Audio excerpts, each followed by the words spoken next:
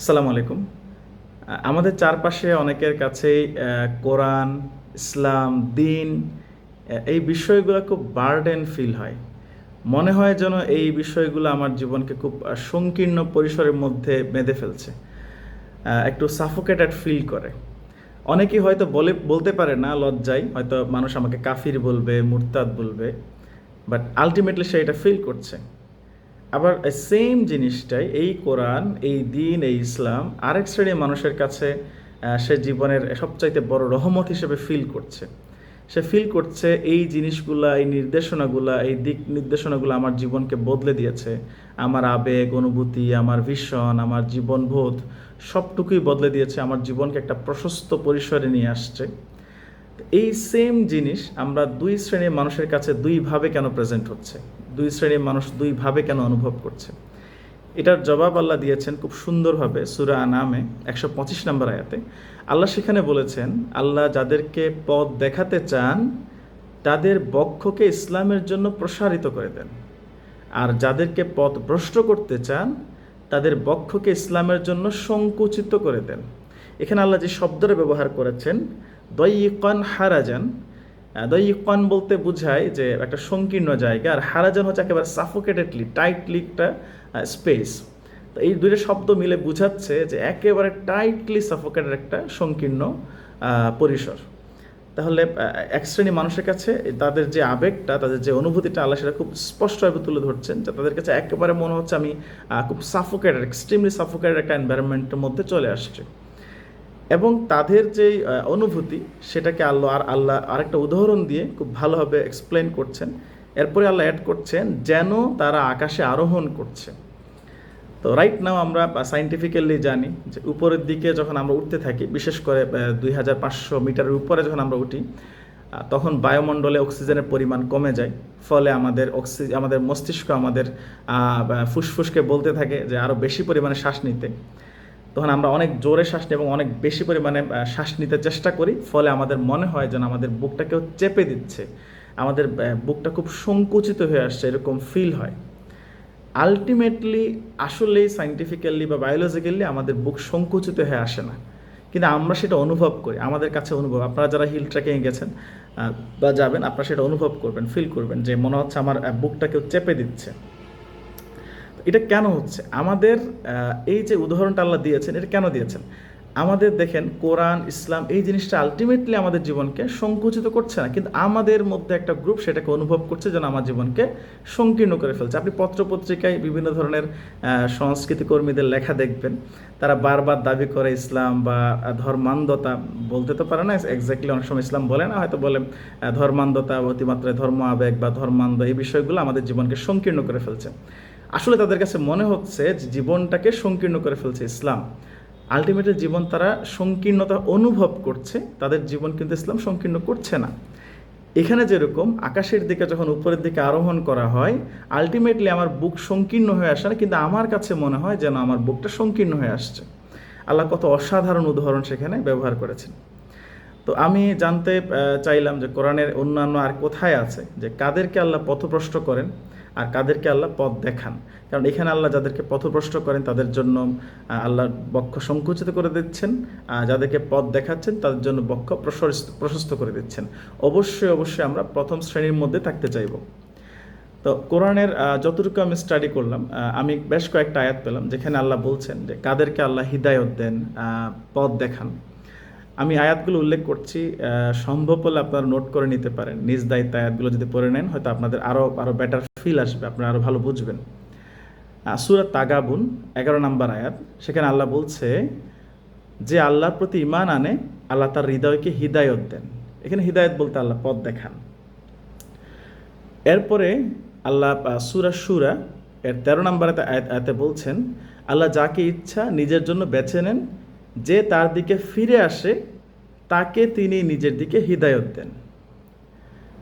Similar একটা message আল্লাহ সূরা আর রাদের 27 নম্বর আয়াতে আল্লাহ বলছেন আল্লাহ যাকে ইচ্ছা পথভ্রষ্ট করে দেন, আর যাকে তার দিকে যে তার দিকে ফিরে আসে তাকে নিজের দিকে হিদায়ত দেন।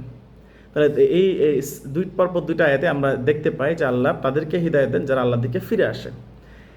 এরপরে আরেকটা আয়াতে সূরা আনকাবুত আল্লাহ বলছেন, যারা আল্লাহর দিকে চেষ্টা করে, সূরা আনকাবুতের 69 নম্বর আয়াত, যারা আল্লাহর পথে চেষ্টা করে আল্লাহ তাদেরকে পথ দেখান।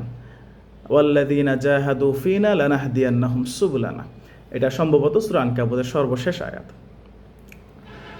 এরপরে আল্লাহ সূরা মুহাম্মদের 17 নম্বর আয়াতে বলছেন, যারা হিদায়াত গ্রহণ করেছে আল্লাহ তাদেরকে আরও হিদায়াত বৃদ্ধি করে দেন, তাদের তাকওয়া দান করেন। অর্থাৎ যা আমার কাছে হিদায়াত আসছে আমি যদি সেটা মেনে চলি, আল্লাহ আরও হিদায়াত আমার জন্য দিবেন। যে বুঝটা আমার কাছে এসেছে যে আমার নামাজ পড়া দরকার, আমার মিথ্যা বলা উচিত না, এই যে বুঝটা, যে ইসলামের যে ফিলটা আমার কাছে আসছে, আমি যদি সেটা অনুসরণ করি, যে শিক্ষাটা আমার কাছে আসছে সেটা যদি আমি অনুসরণ করি, আল্লাহ আমাকে আরও হিদায়াত বাড়িয়ে দিবেন। এরপরে আল্লাহ সূরা বাকারা একদম স্টার্টিংয়ে সেকেন্ড আয়াত আল্লাহ বলছেন, এই কোরআন তাদের জন্য হিদায়াত যারা মুত্তাকি, যারা আল্লাহকে ভয় পায়। তাহলে এই যে কোরআনের মাধ্যমে আল্লাহ কাদেরকে হিদায়াত দিচ্ছেন? যারা মুত্তাকি। তাহলে আরেকটা শর্ত হলো মুত্তাকি হওয়া লাগবে।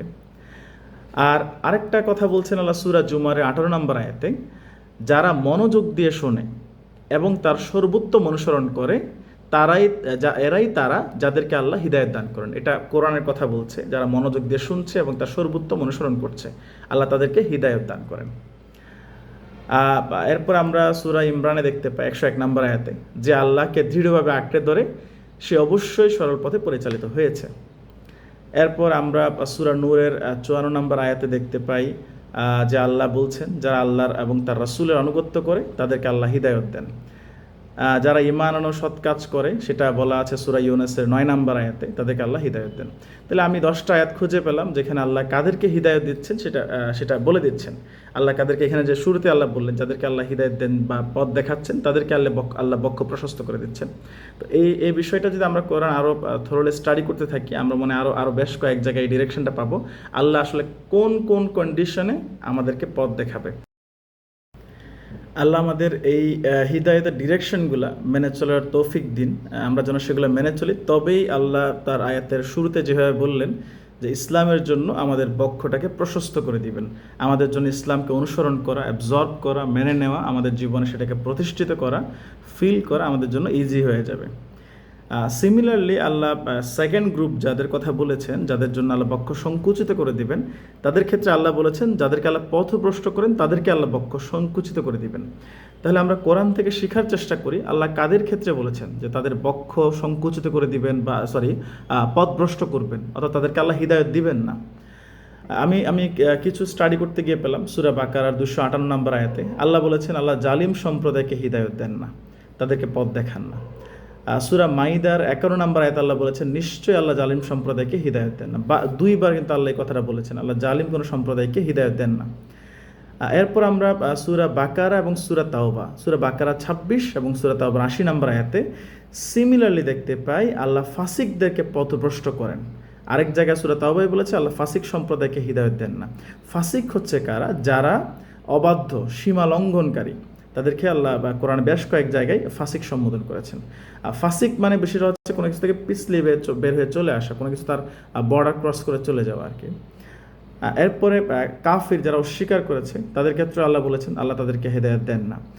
এরপরে সূরা জুমারের 3 নম্বরে আল্লাহ বলেছেন আল্লাহ তাকে হিদায়াত দেন না যে মিথ্যাবাদী এবং চরম অকৃতজ্ঞ।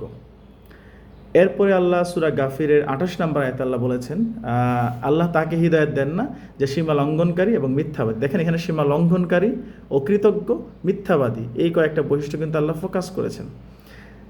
এরপরে আমরা সূরা গাফিরের 34 নম্বর আল্লাহ দেখেছি যে আমরা দেখেছি আল্লাহ মেনশন করেছেন সীমা লঙ্ঘনকারী এবং সন্দেহপ্রবণ। সূরা গাফিরের 35 নম্বর আয়াতে আল্লাহ উল্লেখ করেছেন অহংকারী এবং স্বেচ্ছাচারী ব্যক্তিকে আল্লাহ হৃদয়ে মোহর মেরে দেন, অর্থাৎ তাকে আল্লাহ পথ প্রদর্শন করেন না, হেদায়েত দেন না। সূরা নাহল 104 নম্বর আয়াতে আল্লাহ বলেছেন যারা আল্লাহর আয়াতসমূহতে ঈমান আনেন না আল্লাহ তাদেরকে হিদায়েত দেন না। আমরা সূরা সফের 5 নম্বর আয়াতে দেখেছি যারা নিজেরাই বক্রপথ অনুসরণ করেছে, অর্থাৎ আল্লাহ একটা কোরআনে আয়াত দিয়েছেন, নির্দেশনা দিয়েছেন, সেটাকে ইনিয়ে বিনিয়ে বাঁকা পথ অনুসরণ করেছে, তাদেরকে আল্লাহ বলেছেন আল্লাহ সেই ধরনের সম্প্রদায়কে, সেই ধরনের ফাসিক সম্প্রদায়কে আল্লাহ পথ দেখান না। আল্লাহ আমাদের রক্ষা করুন আমরা যেন সেই দ্বিতীয় শ্রেণীর সম্প্রদায়ের মধ্যে না পড়ি, দ্বিতীয় শ্রেণীর গ্রুপের মধ্যে না পড়ি, যাদেরকে আল্লাহ পথ দেখাবেন না, যাদের বক্ষ সংকুচিত হয়ে আসবে যাদের মনে হবে পুরো জীবনটা সংকীর্ণ হয়ে আসছে, আল্লাহ যেন তাদের সেই গ্রুপ থেকে অন্তর্ভুক্ত হওয়া থেকে আল্লাহ আমাদের রক্ষা করুক। আমরা প্রথম গ্রুপের মধ্যে অন্তর্ভুক্ত হতে চাই, যাদের জন্য আল্লাহ ইসলামের জন্য তাদের বক্ষকে প্রশস্ত করে দিবেন। তাই আমরা চেষ্টা করব কোরআন যখনই পড়ব, যেখানে আল্লাহ বলেছেন যে কাদেরকে হিদায়ত দিবেন, কোন শর্তে আল্লাহ হিদায়ত দিবেন, সেই জিনিসটা যেন আমরা মেনে চলি। আল্লাহ আমাদের জন্য আমাদের পক্ষকে ইসলামের জন্য প্রশস্ত করে দেন। আসসালামু আলাইকুম।